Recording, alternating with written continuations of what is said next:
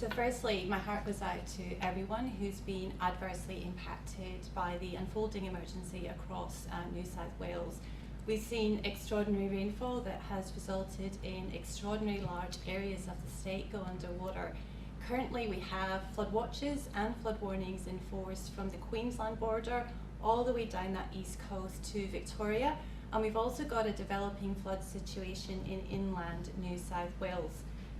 My colleagues here in Sydney who have been flood forecasting for over 20 years have never seen anything like it. Let's focus on the Hawkesbury Nepean Valley and what that means for those western suburbs of Sydney. We are seeing a flood peak around the Sackville area, and we're expecting it to peak at Lower Portland this afternoon, a major flood peak of around 7.75 metres. And we're expecting that flood peak to move into the Wisemans Ferry area later on this afternoon. So a flood peak expected in that lower Hawkesbury River through this afternoon. However, we've seen rain yesterday, it is still raining. We can expect those river levels to continue to remain high for quite some time.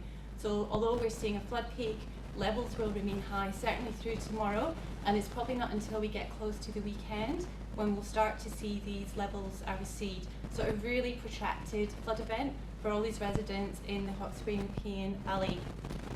Let's also take a step back, and as I say, there's flooding happening right across the state. Down these eastern coastal catchments where we've seen these really heavy falls, these catchments tend to respond very quickly. So as that rain clears, the situation could again also improve very, very quickly.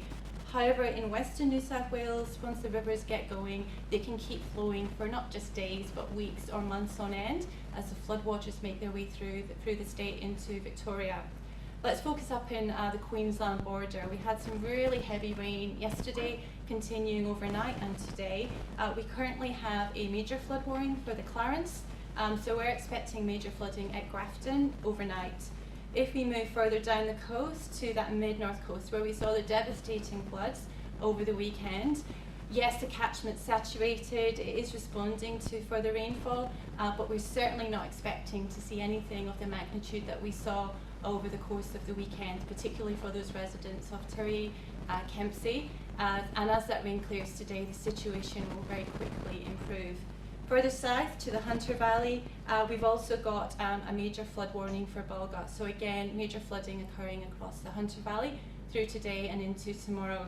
And then right down at that south coast, as that rain band intensifies later today before it clears the state, we're also got a bit of a watching brief on the Bega River in that Victorian border area. I also mentioned we've got emerging or developing floods in inland New South Wales.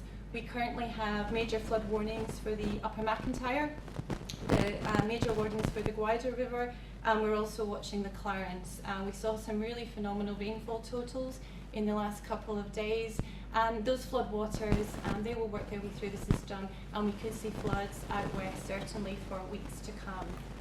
So in summary, major flooding continuing in the Hawkesbury Nepean and levels remaining high certainly over the next few days. It's still a very dangerous flood situation. Major flood warnings continuing right down that east coast, but as that rainfall clears through the course of today, the situations to start to really significantly improve.